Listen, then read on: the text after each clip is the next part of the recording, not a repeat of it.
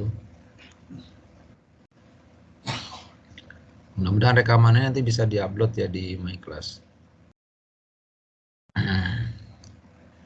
Oke, ya kita akan membahas tentang masalah Islam ya. Tadi pertanyaan saya, bagaimana sih teman-teman ketika mendengar Islam itu?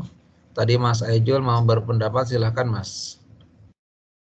Baik Pak, menurut saya Islam itu adalah agama yang diturunkan kepada Nabi Muhammad, agama yang melengkapi agama-agama yang sebelumnya. Itu Oke, Pak, bagus terima ya. kasih. Oke. Jadi agama yang melengkapi kepada agama yang sebelumnya. Ya, oke. Oke, yang lain silahkan selain Mas Aijul. Monggo.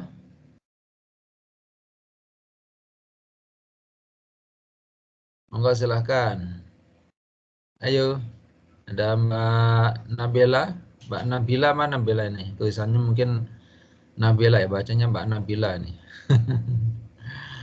Ya, ada Mbak Sinta, ada Mbak Siti, ya, Anissa, ada Mbak Nia, Mbak Salma, Mbak Rizka, Mbak Elisa, Mbak Natasha, dan Mas Dafa dan lainnya. Monggo silakan. Kira-kira kalau dengar Islam itu apa sih dalam benak pikiran kita? Ya. Ya, Pak. Ya, silakan Mbak Siti Anissa, monggo. Jadi menurut saya itu Islam itu agama yang membawa keselamatan hidup kita di dunia maupun di akhirat. Oke, Makasih, Pak. bagus ya. Islam itu sebagai agama yang selamat, ya, otomatis membawa keselamatan di dunia dan akhirat. Oke, monggo silakan selain Mbak Siti Anissa, yang lainnya.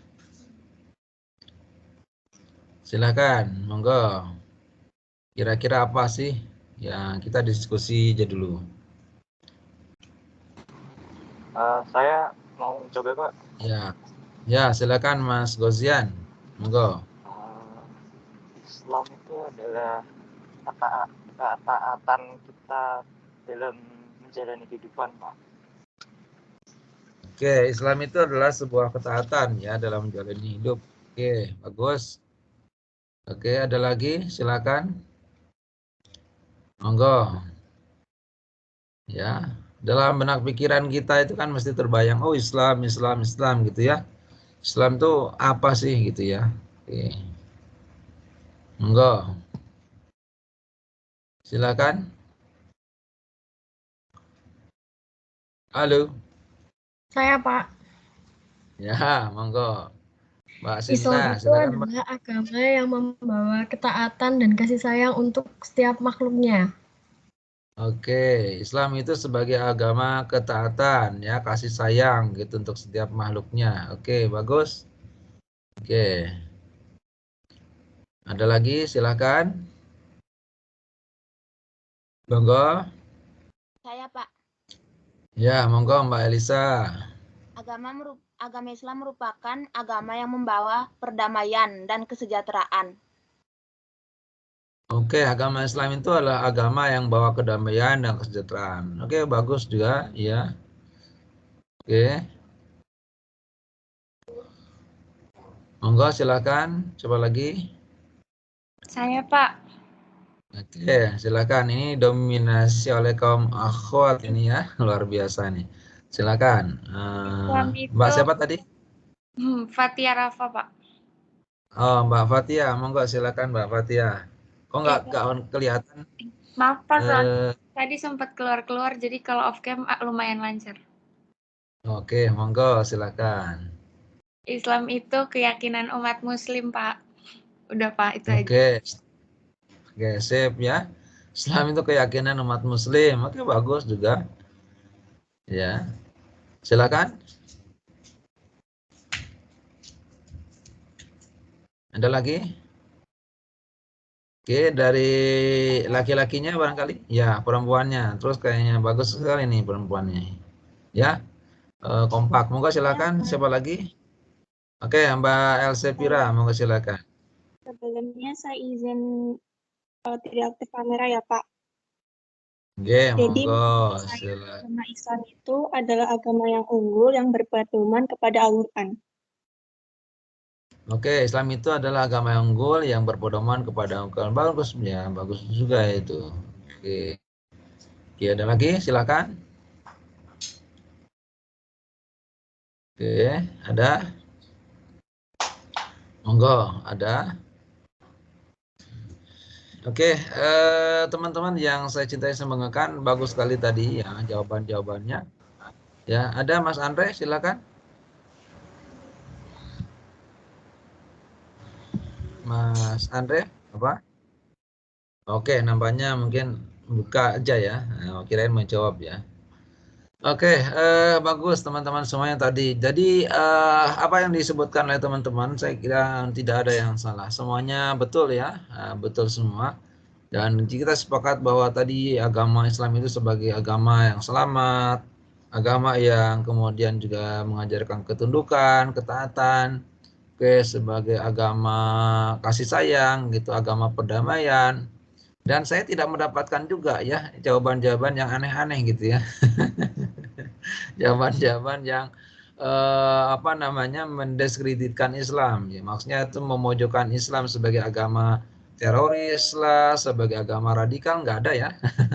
Semuanya sepakat sebagai agama yang bagus, pokoknya tadi sebutannya baik sekali tadi ya. Oke, nah bagus sekali teman-teman semuanya. Saya apresiasi jawaban-jawabannya. Ya, kita melihat bahwa Islam itu gambaran dari teman-teman semua juga sama ya dengan saya. Jadi sebagai agama yang memang mengajarkan kita untuk melakukan kebaikan-kebaikan. Bentuknya tadi banyak sekali ya yang disampaikan itu. Oke, kalau kita lihat dari makna Islam tadi ada sedikit yang mungkin sama ya dengan makna Islam sendiri. Kata-kata salim gitu ya, salimah ya selamu ya salaman begitu ya, selamat begitu ya. Nah itu bisa dilihat dari mana kata dari kata Islam itu sendiri. Nah itu bisa dikatakan sebagai agama yang selamat misalkan, itu bisa. Nah itu yang kedua, kalau kita ambil yang pas gitu ya dengan makna Islam sendiri, itu memang berasal dari kata aslama yuslimu islaman ya. Mungkin teman-teman yang pernah mendengar kemudian dari kuliah Pak Haidar Nasir, saya kira sama dengan perspektif kita, dengan pandangan kita. Aslama yuslimu islaman itu artinya agama yang berserah diri ya, menyerahkan ya, mengajarkan penyerahan diri kepada Allah itu, atau mengajarkan ketaatan kepada Allah gitu ya, mengajarkan kemudian juga ketundukan kepada Allah. Nah, itu adalah agama Islam. Ya, tentunya ketika kita perspektif kita itu Islam itu dimaknai seperti itu, otomatis bagi orangnya di sini siapa sih? Orangnya kalau Islam itu kan kata benda ya. Nah, Islam ya Islam. Kalau orangnya sendiri apa? Kalau Islam itu kan agamanya ya. Kalau orangnya sendiri berarti apa? Muslim, ya bagus ya, Muslim ya. Oke, orangnya sendiri Muslim. Muslim ini mencakup dua teman-teman, ada laki-laki dan perempuan ya. Muslim, Muslimah gitu ya. Muslim, Muslimah. Tapi dengan kata Muslim itu sudah mencakup dua hal, laki-laki dan perempuan. Nah, berarti kalau Muslim otomatis Islamnya adalah agamanya, Muslimnya adalah orang yang berserah diri gitu ya. Orang yang melakukan ketaatan, orang yang kemudian melakukan ketundukan, orang yang melakukan kecintaan, orang yang melakukan kasih sayang, orang yang melakukan kedamaian gitu. Nah, gambaran Islam itu seperti itu. Tapi apakah kemudian teman-teman perspektif gambaran kita Islam itu seperti itu sama dengan realitas yang terjadi di lapangan? Tentunya ada dua versi di sini. Ada yang sama, ada yang tidak sama, gitu ya. Ya, ada yang sama, ada yang tidak sama. Kenapa sih samanya di mana? Ya samanya sesuai dengan makna Islamnya sendiri. Ya gitu ya. Mengajarkan kebaikan, taat begitu. Ada juga yang tidak sama misalkan. Yang tidak samanya misalkan ternyata Islam yang dimaknai seperti oleh teman-teman tadi bagus sekali, tapi realitas di lapangan berbeda gitu ya. Realitas di lapangan ternyata ada juga oknum-oknum yang mengaku Islam tapi sebetulnya bukan Islam gitu ya. Seperti misalkan Islam itu dipojokkan dengan ajaran teroris, ajaran radikal gitu ya. Nah, kan seperti itu. Jadi seakan-akan itu Islam itu namanya itu tercemarin dengan orang-orang tersebut gitu ya. Berarti orang tersebut Islam bukan? Bukan ya? Nah, bukan berarti ya, bukan Islam gitu yang seperti itu. Oke, kalau begitu saya akan bertanya kepada teman-teman. Kira-kira sebetulnya kalau kita taat kepada manusia atau tunduk kepada manusia, kira-kira kita boleh nggak sih? Kalau tadi kan ajaran menjaga kepasrahan, ketundukan kepada Allah ya. Kira-kira kalau saya bertanya, kalau kita taat sama manusia boleh nggak sih? Halo, ya? Gimana? Boleh, Pak. Kalau kita taat sama manusia ya, gimana, Mas? Boleh. Mas siapa tadi yang jawab? Mas Gozian, Aijul, gimana? Pak. Bolehnya alasan? Ya, Aijul. Bolehnya Iya, kenapa, Pak. Mas? Selama Alasannya kenapa? yang diperintahkan itu baik untuk diri sendiri, kenapa kita tidak jadi harus taat, Pak? Ya, ini taatnya sama siapa jenengan? Sama orang yang lebih tua dari kita. Asalkan apa yang diperintahkan untuk ditaatkan itu baik untuk diri kita, Pak. Oke, ya bagus juga itu ya jawabannya, bagus ya. Jadi ya memang boleh sih kita taat sama orang atau kemudian orang yang lebih tua ya dibanding kita misalkan. Itu juga bisa gitu ya. Ya asalkan ketaatan kita itu sebetulnya tidak boleh melebihi ya ketaatan kita kepada Yang Maha Pencipta gitu ya. Misalkan kita taat sama orang tua boleh nggak sih? Boleh ya. Nah, boleh ya. Boleh gitu ya. Tapi kemudian kata tunduknya boleh nggak sih? Tunduk gitu ya. Ya, boleh nggak? Hah? Boleh nggak tunduk sama orang tua? Ya? Hah? Gimana, Mas? Mbak? Boleh nggak sih? Hah? Oke. Ya, saya kira ya boleh aja sih tunduk gitu. Cuman kalau tunduknya betul-betul tunduk ya nggak usah ya nggak ya boleh gitu ya. Ketaatan, ketundukan, kepatuhan saya kira boleh kepada manusia. Seperti misalkan kita taat sama orang tua ya. Sama orang tua ya selama kemudian itu levelnya ada di bawah gitu ya. Levelnya kan ada di bawah begini ya. Ini kan level yang di atas itu kan Allah ya. Yang di bawah itu siapa? Yang di bawah itu kan orang tua ya. Kemudian di bawahnya lagi adalah masyarakat atau kemudian tetangga kita gitu. Gitu ya. Nah, itu boleh aja kita taat sama orang tua selama kemudian ketaatan itu kemudian kepatuhan kita itu tidak melebihi yang di atas. Tidak melebihi yang di atas. Ketika kemudian kita taat sama Allah, kemudian tunduk sama Allah, berarti itu harus lebih tunduknya, ya harus lebih taatnya. Tapi kalau ketika kemudian kita posisinya di bawah, menghormati orang tua atau kemudian orang yang lebih tua, maka kemudian posisinya tetap tidak boleh melebihi yang di atas, yang ini. Itu levelnya tidak boleh di bawah. Misalkan ini Allah, kemudian levelnya menjadi di bawah, nah, tidak bisa. Nah, begitu. Tetap harus diposisikan di atas. Kenapa kita dibolehkan taat sama orang tua? Ya kenapa banyak Al-Qur'an ya. Al-Qur'an kemudian dan hadis Nabi yang mengajarkan kita taat kepada orang tua kan? Betul nggak? Ya, kita dibolehkan taat kepada orang tua. Begitu. Bahkan kemudian ketika lewat pun kita boleh menundukkan punggung kita kan di hadapan orang tua kita dalam rangka menghormati gitu ya. Orang tua kita. Boleh ya seperti itu. Nah, oke. Nah, itu adalah jadi penempatannya yang kemudian perlu dibatasi ya. Jangan sampai melebihi batasannya. Gitu ya. Nah, gitu. Sama dengan kita kemudian ada Pak Kiai gitu ya. Kita ketemu Pak Kiai kemudian cium tangan boleh nggak? Ya boleh aja sih cium tangan. Cuman kalau ciumnya kemudian saking berlebihan begitu ya. Nah, itu yang tidak boleh gitu ya. Saking kemudian menghargai Pak Kiai akhirnya kemudian kakinya dicuci gitu ya. kemudian dicium lagi gitu ya. Atau di apa namanya, kemudian kakinya bukan kakinya, air cuciannya itu kemudian diminum gitu ya. Saking taatnya juga, kemudian sisa air Pak Kiai kemudian juga diminum. Ya katanya sih ngalah berkah begitu ya. Ya boleh nggak? Ya kalau itu nggak, janganlah nih kayak gitu ya. Nah jadi ketaatan tuh levelnya, ketaatan kepada manusia itu levelnya di bawahnya Allah gitu ya, di bawahnya Allah. Ya gitu.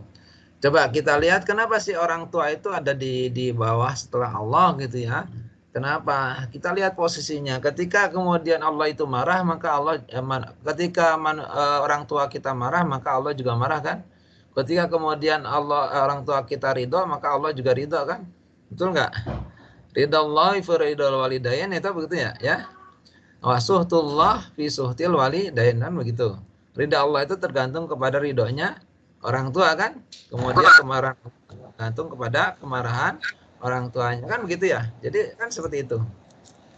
Tapi kalau orang tua marah, misalkan orang tua marah kepada baknya gitu, karena baknya itu kemudian tidak taat ya sama orang tuanya ya, maka kemudian kemarahan orang tua baknya itu berarti Allah juga marah.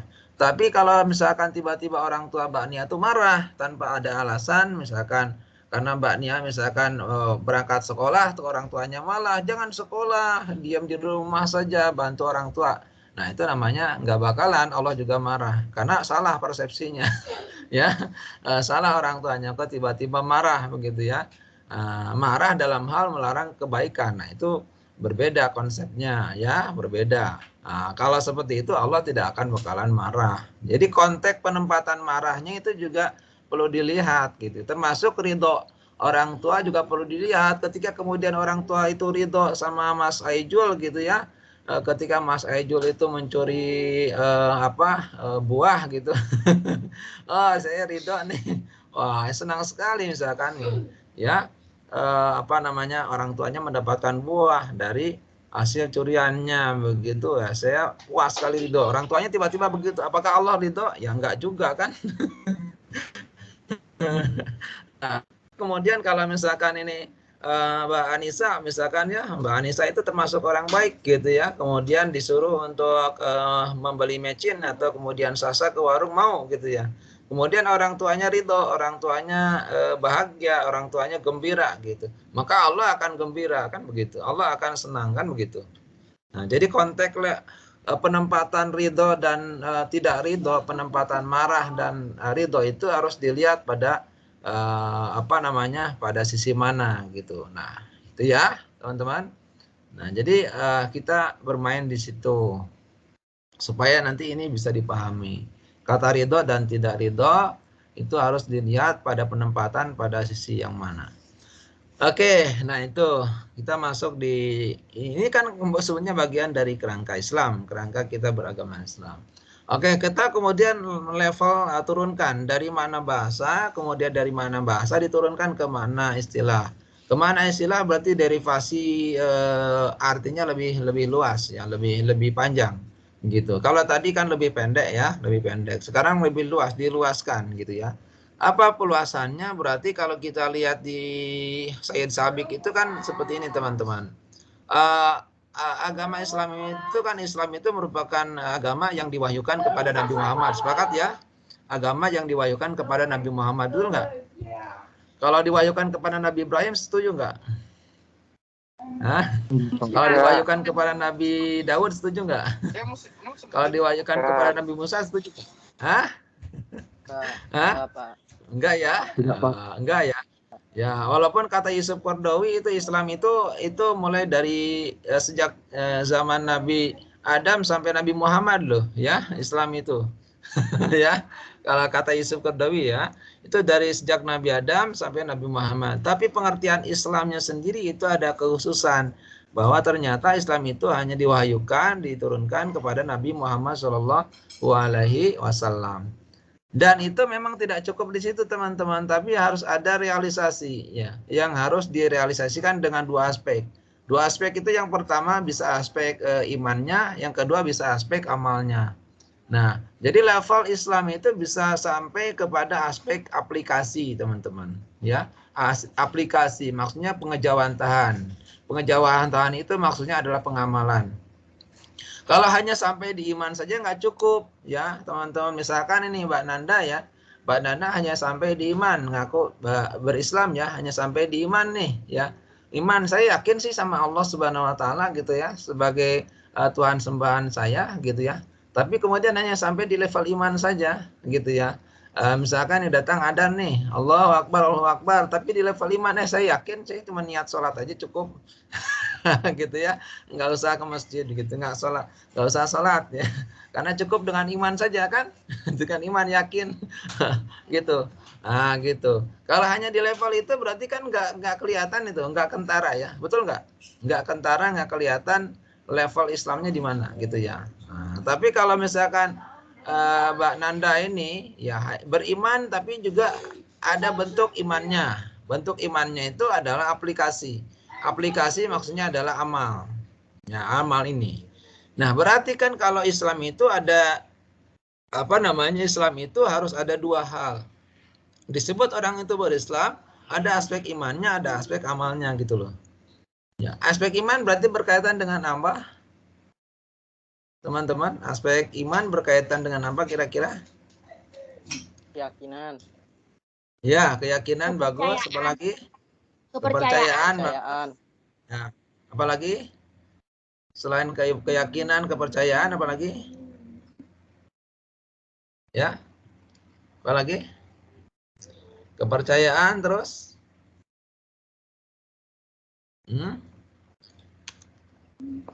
Ketauhidan ya, ketauhidan begitu ya. Kemudian akidah ya tadi, keyakinan kita ya, itu terkait dengan aspek iman.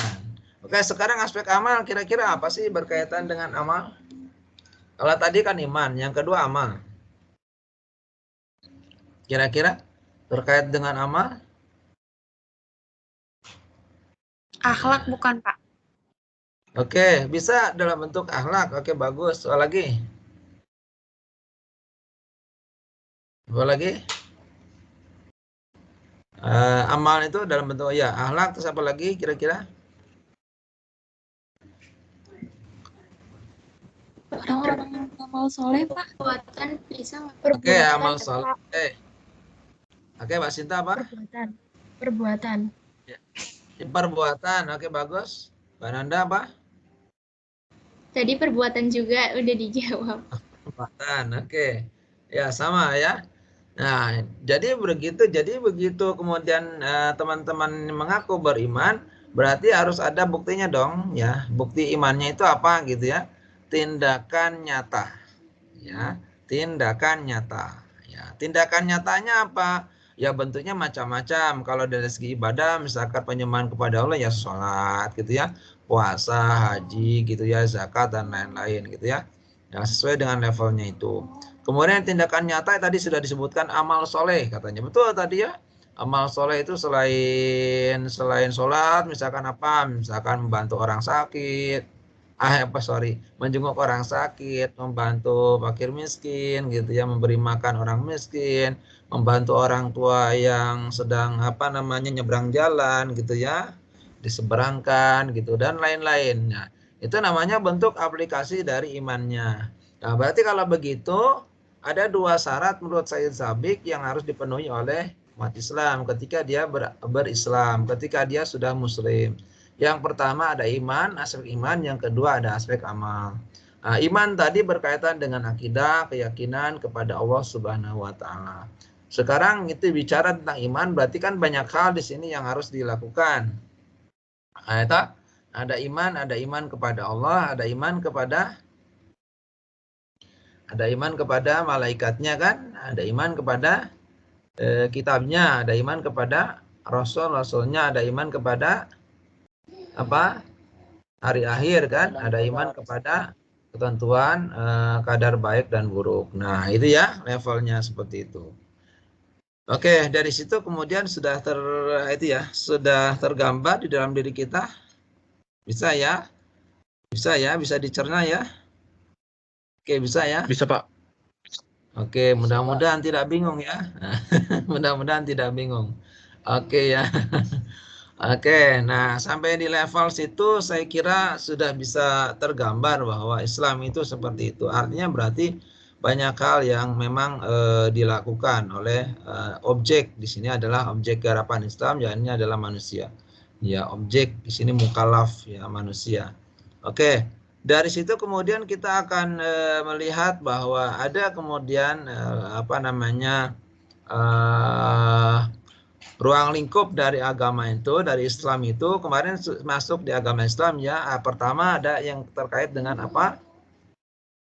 Yang terkait dengan apa? Aspek akidah ya, oke ya.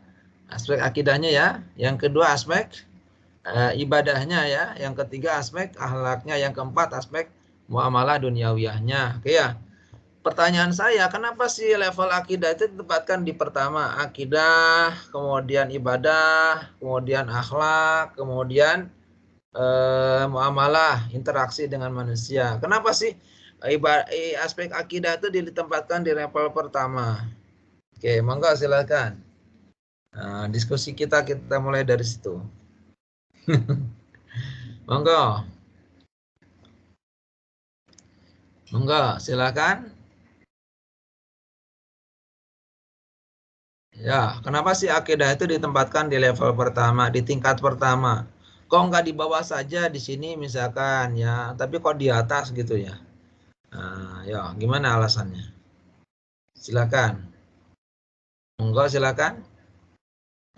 Nanti pertanyaan-pertanyaan seperti ini kan akan muncul di ujian ya. Tapi nanti ada pilihannya ya, gampang ada pilihannya lah. Tinggal pilih jawaban yang tepat gitu ya. Monggo silakan. Ya. Ada yang bisa mencoba untuk menjawab? Silakan. Mau coba, Pak? Ya, silakan Mbak Fathia, monggo. Kalau menurut saya karena akidah atau iman itu nyambung ke semua aspek, Pak. Jadi misalnya dalam kita beribadah atau kita berakhlak, itu tergantung gimana akidah kitanya. Gitu, Pak. Oke, bagus ya. Ya, itu jawaban yang bagus seperti itu ya. Jadi karena memang akidah itu mencakup semua aspek, betul. Jadi mencakup semua aspek. Jadi bisa masuk ke level 2, aspek ibadah, masuk ke level 3, aspek akhlak, masuk ke level 4, ya aspek muamalah duniawiyahnya. Oke, kita analisa ya satu persatu. Misalkan aspek akidahnya. Aspek akidahnya mantap, bagus ya. Aspek kemudian ketauhidannya, keyakinan kepada Allah bagus. Oke, ini otomatis akan pengaruh aspek yang kedua. Aspek yang kedua itu aspek ibadah. Aspek ibadah nih. Kalau kemudian level yang pertama sudah bagus, otomatis akan berimplikasi, berpengaruh kepada aspek yang kedua, aspek ibadah. Penyembahan diri kepada Allah Subhanahu wa taala. Maka ketika dia menyembah kepada Allah, tidak sia-sia dong dia kemudian melakukan ibadahnya itu. Hanya tidak kemudian tidak main-main dong di sini karena aspek ininya sudah bagus. Nah, ada juga kemudian ininya sudah bagus gitu. Ininya kemudian buruk. Nah, ini baru ditanyakan yang ininya. Kalau ininya sudah bagus, otomatis harusnya ininya sudah bagus. Harusnya ibadahnya sudah bagus. Nah, gitu. Kita lihat dari segi kuantitas. Kuantitas misalkan di sini siapa ya yang belum saya sebut, misalkan Mbak Nabila ya. Mbak Nabila Aulia misalkan. Mbak Nabila Aulia ini kan melaksanakan ibadah sholat 5 waktunya getol gitu ya. Nggak pernah ketinggalan gitu, kemudian sholat sunnahnya juga nggak pernah ketinggalan, puasa sunnahnya nggak pernah ketinggalan, puasa wajibnya nggak pernah ketinggalan, kemudian dan juga ibadah yang lainnya nggak pernah ketinggalan. Ini dari segi kuantitas atau kuantitas itu angka-angka. Tapi kepada kita cross check gitu, kita cross check dari segi kualitasnya. Kita cross check dari segi kualitasnya, apakah kemudian Mbak Nabila ini dari segi kualitasnya itu melaksanakan sholatnya itu betul-betul karena Allah atau karena si siapa di sini ya, misalkan gitu ya, atau karena siapa gitu ya, nah, melaksanakan sholatnya itu. Nah, ternyata memang karena si Fulan misalkan, karena si Anu misalkan ya. Nah, berarti kan dari segi kualitasnya buruk nih, jelek ya dari segi kualitasnya. Kualitas ini terkait dengan aspek ikhlas dan tidak ikhlasnya, betul nggak?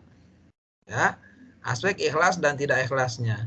Nah, kalau ini kan berarti kalau dia ikhlas, kalau tidak ikhlas berarti kan ini masih belum bisa ya dilihat dari segi kuantitas gitu ya. Level orang tidak bisa diukur dengan angka-angka gitu. Dengan angka-angka maksudnya kuantitas sholatnya banyak sekali, ibadahnya, zakatnya, kemudian hajinya begitu ya bisa disebut di sini. Tapi bisa di cross check kuantitas sama kualitas. Kualitasnya itu dilihat dari segi keikhlasannya. Ah, yang tahu ikhlas tidaknya siapa ini? Yang tahu ikhlas tidaknya siapa? Hah? Manusia enggak? Bukan kan? Enggak bisa manusia itu. Saya akan mengatakan Mbak Nabila itu buruk sih dari segi kualitasnya. Bisa enggak? Enggak bisa kan? Betul enggak? Susah sekali. Nah, karena susah itu hanya bisa dilihat oleh ini ya. Hanya bisa dilihat oleh Allah gitu ya. Ya, maka ini terkait dengan aspek kualitas, aspek keikhlasan itu sangat berkait dengan aspek akidahnya, gitu ya. Ya, berarti kalau begitu luar biasa beratnya malah. Emang tidak bisa ini ya, tidak bisa sembarangan di sini ya. Aspek ibadah akidah, kemudian ibadahnya harus bagus dari segi kualitas dan kuantitas. Oke, nah setelah kemudian level ini sudah tercukupi, baru kemudian aspek akhlaknya kan? Akhlaknya. Nah, akhlaknya ini kan tergantung pada aspek ibadahnya, betul nggak? Coba nanti di cross check teman-teman. Surat Al-Ankabut 45. Di cross check Al-Ankabut 45. Ya, monggo. Ya, itu menjadi gambaran ya, menjadi gambaran cross check Al-Ankabut 45. Silakan. Al-Ankabut 45.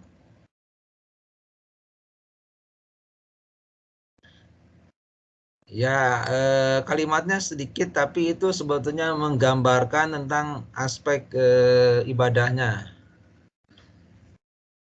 Ada Al-Ankabut 45, silakan. Ya, oke. Yang sudah siap, sudah ketemu siapa?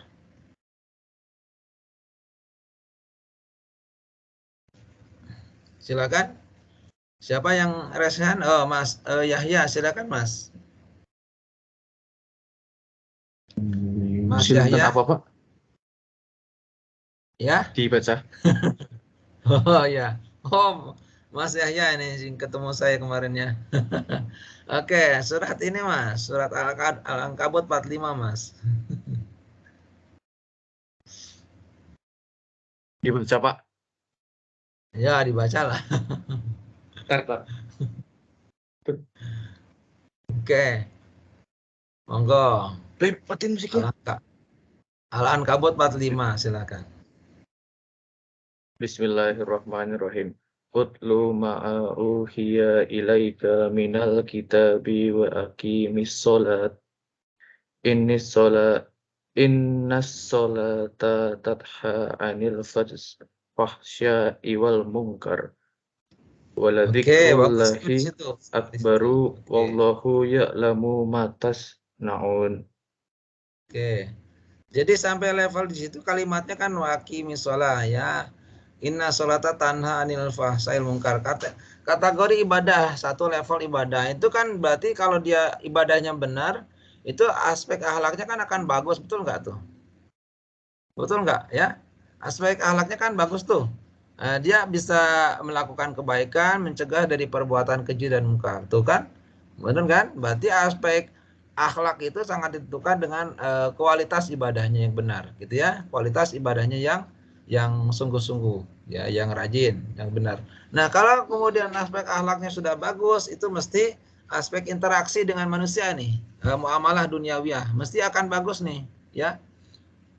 Diingat muamalah duniawi itu artinya interaksi dengan manusia. Interaksi dengan manusia itu apa saja sih?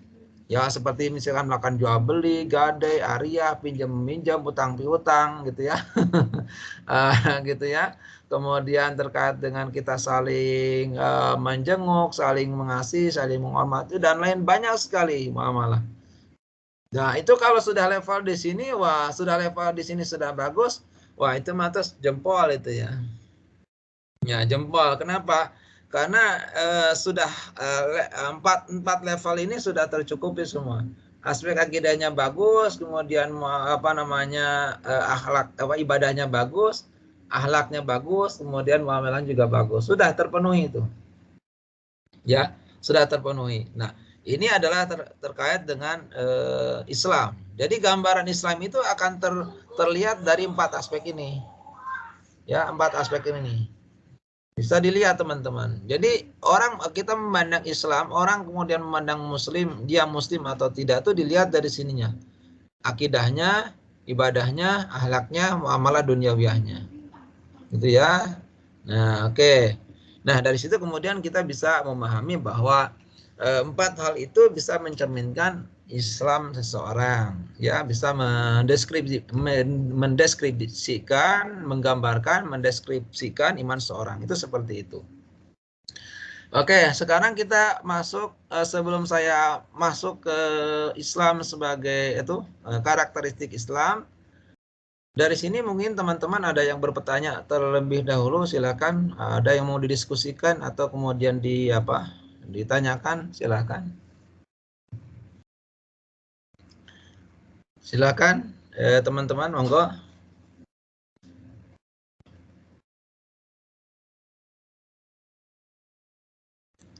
Monggo, ada yang mau didiskusikan dulu sementara? Ditanyakan yang ya tidak harus kemudian berkaitan dengan ini, bisa ya mungkin dari problem di luar bisa disampaikan di sini.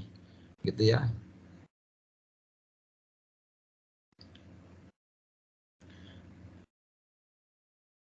Oke, kalau enggak saya akan bertanya begini. Kalau enggak begini Mas, Mbak ya, kalau enggak ada yang nanya, kan tadi saya mengatakan bahwa dengan pas aspek itu orang itu sudah kelihatan Muslimnya. Sekarang bagaimana dengan orang yang kemudian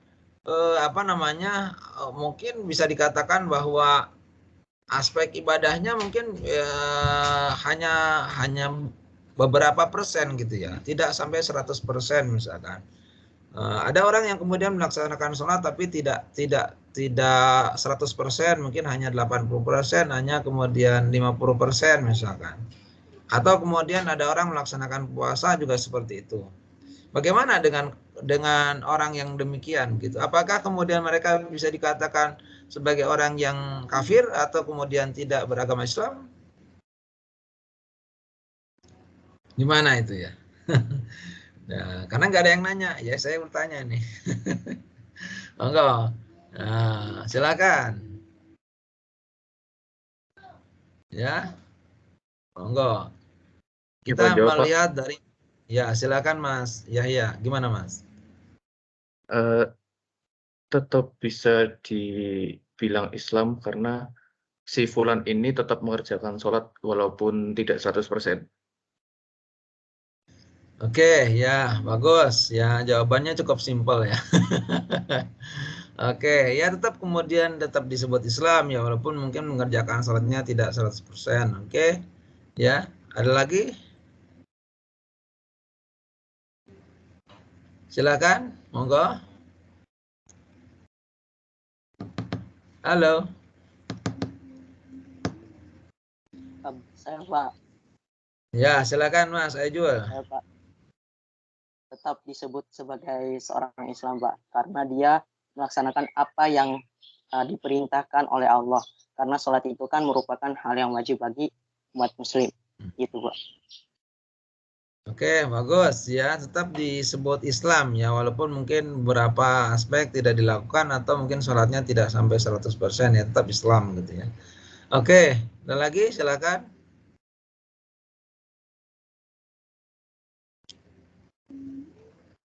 Ya, monggo.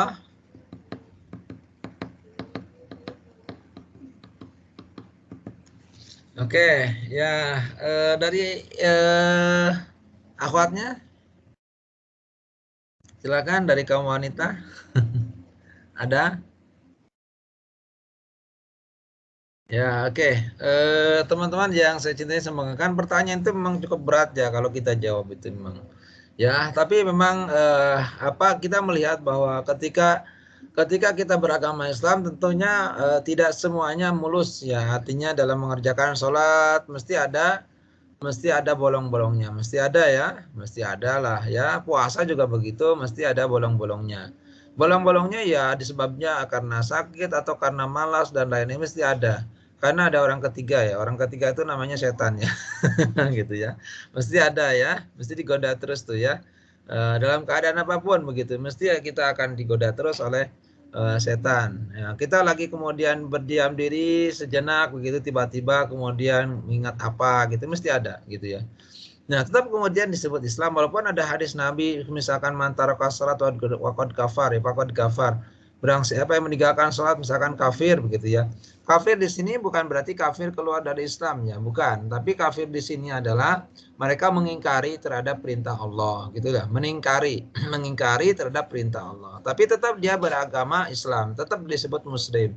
Ya, cuman dia belum menyempurnakan kemuslimannya gitu ya. Belum menyempurnakan keislamannya yang sampai 100%. Ya, masih mungkin 60%, 90% atau 80% belum pada 100%.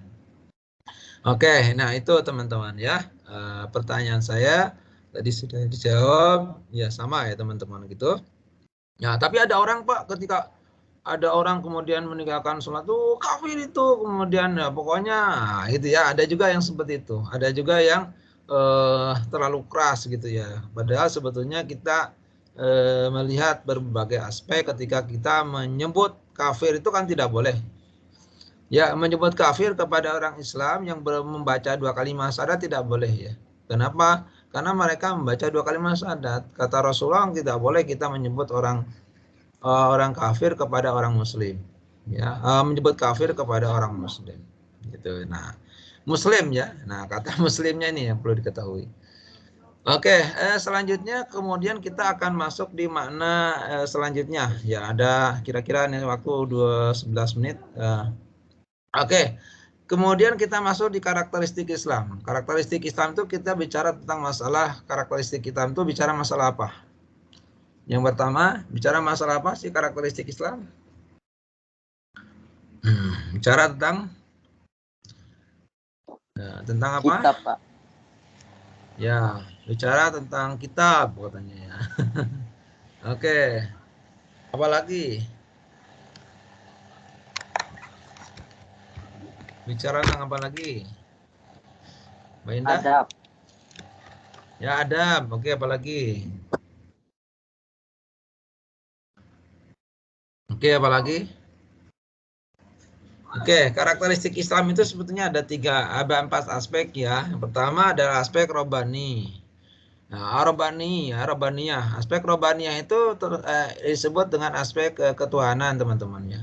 Aspek ketuhanan berarti kalau umat Islam itu memang harus menjalin hubungan kuat dengan Robnya, dengan Allah Subhanahu Wa Taala. Nah, dengan Robnya, dengan Allah Subhanahu Wa Taala. Ini adalah aspek robaniyah yang kemudian teman-teman bisa melakukan ini sebetulnya dengan kita melakukan penyembahan diri kepada Allah Subhanahu Wa Taala. Disebut dengan aspek robaniyah.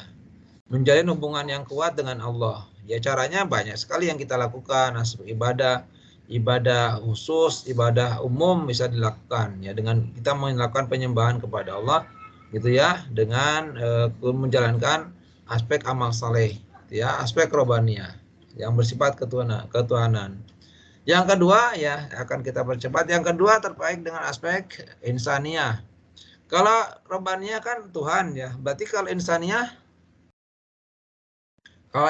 berarti Manusia, Pak. Manusia, betul ya, manusia. Nah, kalau Rabbani itu kan Tuhan, berarti kalau insani itu manusia ya, insania manusia. Nah, di sini kemudian Islam kemudian sangat menghargai terhadap aspek kemanusiaan, berpihak kepada manusia. Kenapa? Teman-teman bisa dilihat ketika kemudian Islam itu kemudian memberikan sebuah batasan-batasan kepada manusia, misalkan tentang masalah kehidupan di manusia itu tidak boleh kemudian membunuh, tidak boleh kemudian menyakitkan orang, tidak boleh kemudian juga menghilangkan harta orang lain misalkan gitu ya. Nah, itu adalah Islam yang kemudian lebih berpihak kepada aspek kemanusiaan. Nah, ini. Nah, ketika kemudian Islam memberikan sebuah seperti itu, otomatis akan kemudian terwujud sebuah aspek kedamaian gitu ya, kerukunan, betul nggak? Ya, kedamaian, kerukunan gitu ya. Kemudian juga apalagi selain itu, selain kedamaian, kerukunan, ketertiban gitu ya. Nah, bayangkan kalau misalkan Islam tidak berpihak kepada manusia begitu ya. Islam tidak mengangkat aspek kemanusiaan, ini bisa berbahaya ya. Bisa dibayangkan mungkin di Indonesia ini ya berapa orang sih yang terbunuh oleh manusia yang lain ya. Yang dibunuh oleh manusia yang lain ya, karena Islam tidak memperhatikan aspek kemanusiaan ya, gitu ya. Bayangkan gitu ya. Nah, gitu. Di Indonesia akan saling membunuh kan? Kemudian punya harta juga tidak akan aman. Kenapa? Kenapa? Karena Islam tidak memberikan aspek kepemilikan. Tapi dengan adanya Islam itu, manusia akan diberikan sebuah pegangan bahwa dia akan bisa mengakui bahwa inilah hak milik saya misalkan.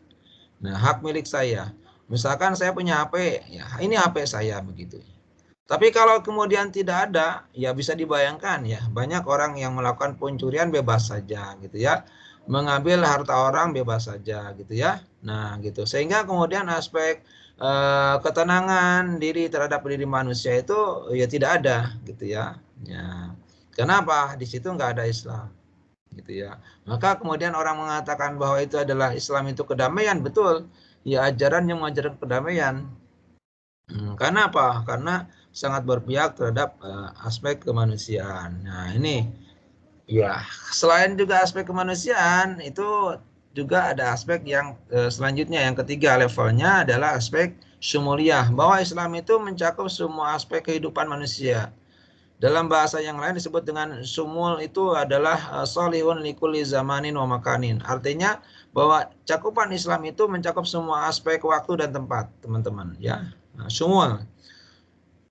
Bayangkan teman-teman, dari mulai kemudian kita tidur ya, kemudian kita bangun lagi gitu ya. Tidur, bangun lagi, tidur, bangun lagi, tidur, bangun lagi. Maksudnya bangun lagi itu beraktivitas gitu ya. Beraktivitas. Mulai tidur jenengan baca doa enggak itu? Baca doa ya. Baca doa ya, baca doa. Kemudian mau kemudian setelah tidur bangun tuh baca doa enggak toh? Baca doa kan? Baca doa. Berarti cakupannya kan luas itu. Syumul itu komprehensif menyeluruh gitu ya. Menyeluruh. Jadi cakupan sebaran hukumnya itu, Islam itu mencakup semua aspek kehidupan. Dari mulai tidur sampai tidur kembali. Sampai tidur kembali betul-betul tidak bangun. Maksudnya apa sih? Maksudnya mati. Ya. Nah, maksudnya mati. Ya, bayangkan itu. Itu semuanya ditaklif oleh hukum syara. Maksudnya ditaklif oleh Islam, aturan Islam. Bayangkan. Ya. Mulai makan berdoa enggak? Berdoa kan? Setelah makan berdoa enggak? Masuk WC berdoa enggak? Keluar WC berdoa enggak? Masuk kamar masukkan baju ke masukkan baju berdoa enggak? Berdoa. Keluar rumah berdoa enggak? Masuk rumah berdoa enggak? Masuk masjid berdoa enggak? Masuk kendaraan berdoa enggak? Ya gitu ya.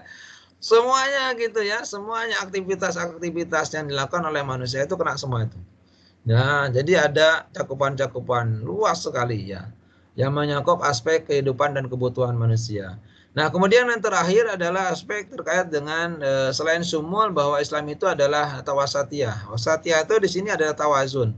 Tawazun itu maksudnya seimbang ya. Seimbang itu maksudnya adil. Adil itu kemudian tidak berpihak ya kepada satu pihak gitu ya.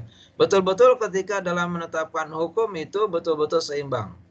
Dalam kemudian berkehidupan juga seimbang, teman-teman. Islam mengajarkan keseimbangan. Ada juga kan orang yang tidak seimbang, betul nggak?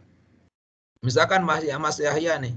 Mas Yahya kemudian orangnya gemuk, kemudian senantiasa mencari dunia terus yang dicari gitu ya. Ya, makan terus ya, nggak pernah sholat gitu ya. Ya, salah nggak itu? Ya salah gitu ya. Nah, gitu. Jadi harusnya Mas Yahya ini di samping gemuk makan terus, dia harus juga ibadahnya bagus tuh ya. Nah, gitu. Jadi di sini ada keseimbangan antara aspek dunia akhiratnya ya. Nah, gitu. Bukan seperti orang yang zuhud. Zuhud itu adanya orang yang mementingkan akhirat tok gitu ya. Tapi kemudian dunianya juga tidak dicari. Mau makan dari mana ya Mas Yahya ini? Nggak bisa Mas Yahya kalau seperti itu ya. Jadi harus dicari juga ya. Ya makannya harus dapat gitu di situ, harus dapat. Bagaimana mau ibadah mau baik sedangkan kemudian lapar kemudian kurus kering, gimana mau ibadah sempurna, kan begitu teman-teman ya. Ya, Mas Yahya ya. Nah, kalau Mas Yahya sudah gemuk ini ya. Nah, gitu. Jadi di sini ada keseimbangan ya teman-teman ya, keseimbangan antara aspek dunia akhirat. Ada keseimbangan yang perlu dilihat, keseimbangan dunia dan keseimbangan akhirat. Di sini disebut dengan wasatiyah ya. Wasatiyah itu tawazun, seimbang. Ya, gitu.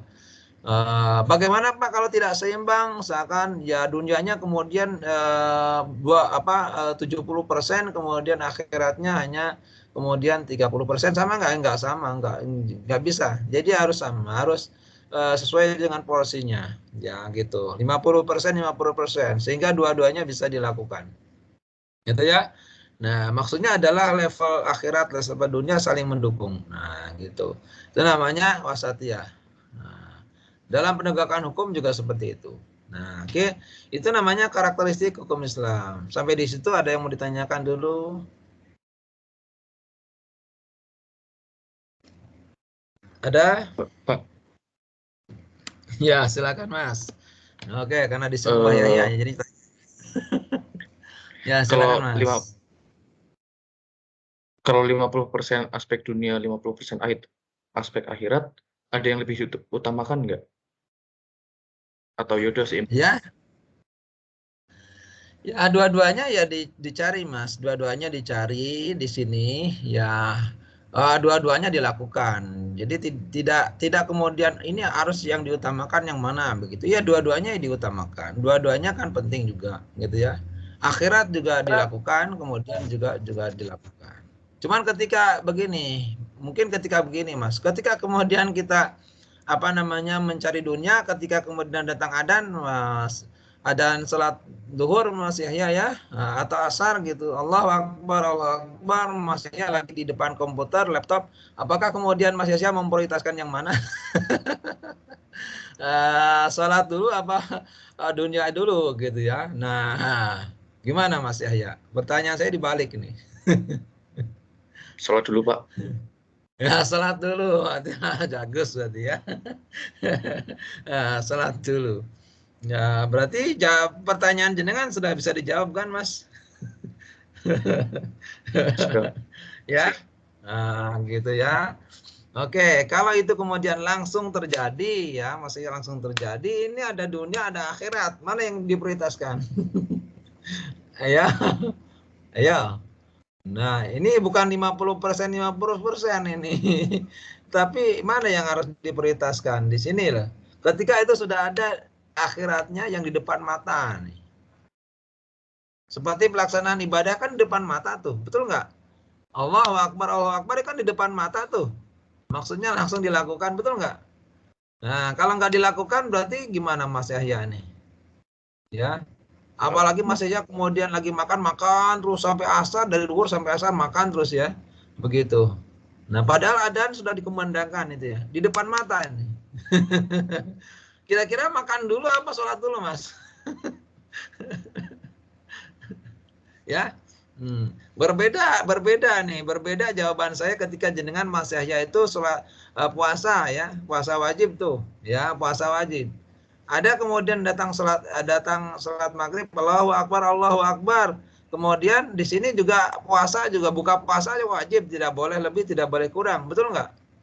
Ya, Mas Yahya mau mendahulukan makan apa sholat dulu?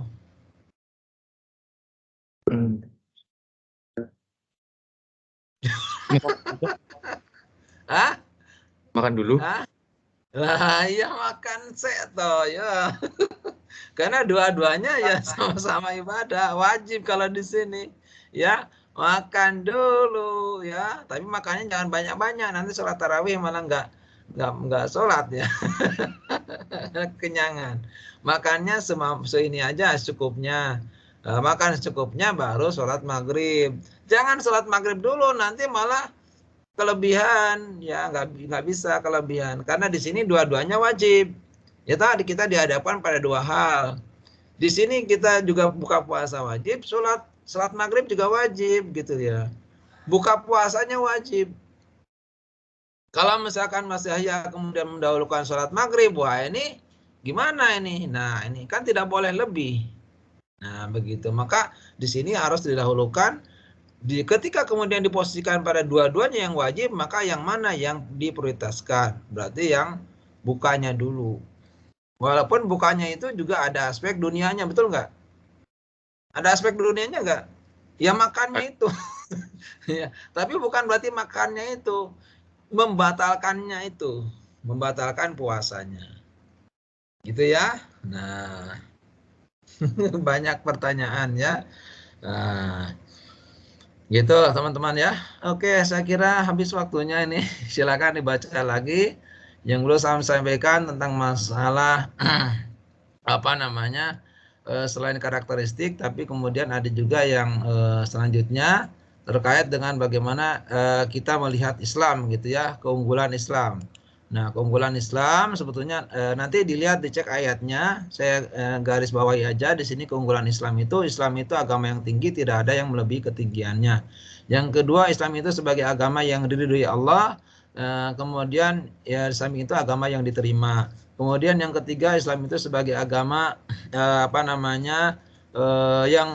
yang sempurna ya, dan tidak ada yang menyempurnakan kecuali yang disempurnakan oleh Allah. Nanti buka ya suratnya. Kemudian Islam itu sebagai agama rahmatan lil alamin.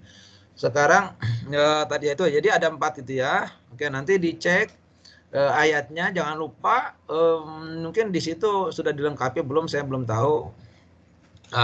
Mungkin sudah dilengkapi ya. Nampaknya sudah ya, sudah ayat surat-suratnya kayaknya sudah dilengkapi semua. Oke, sudah dilengkapi nampaknya.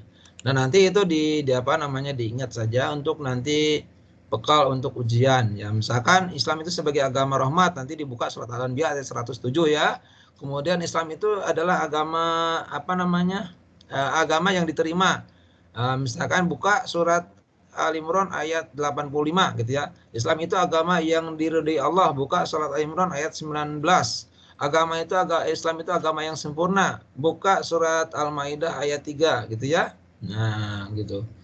Oke, itu nanti dicek. Mbak Winda, gimana Mbak Winda Anggrahi ini? Iya Pak, saya mau nanya untuk kelompok MS Games-nya belum ya Pak? Kalau misalnya kelompok?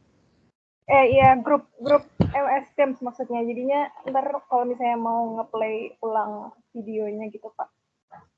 Oh gitu. Ya nanti kita kita save ini ya, ini kita save, kita pungkasi ya, terus kemudian kita save di sini.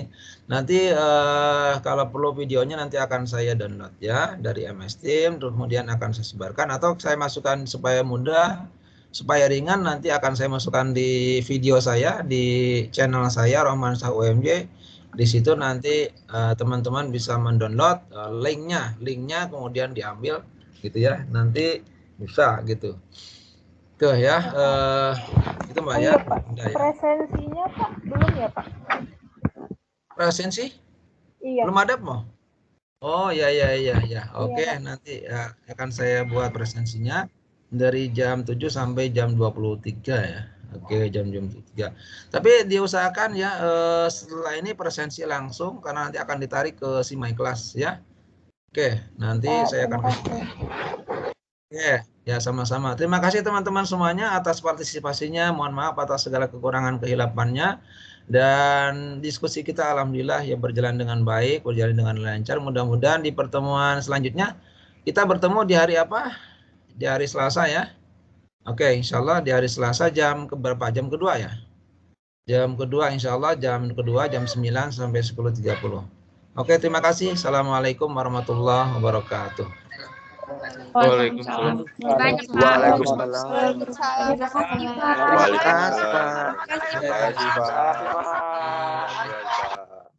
Selamat beraktivitas. Oke, siap, Pak.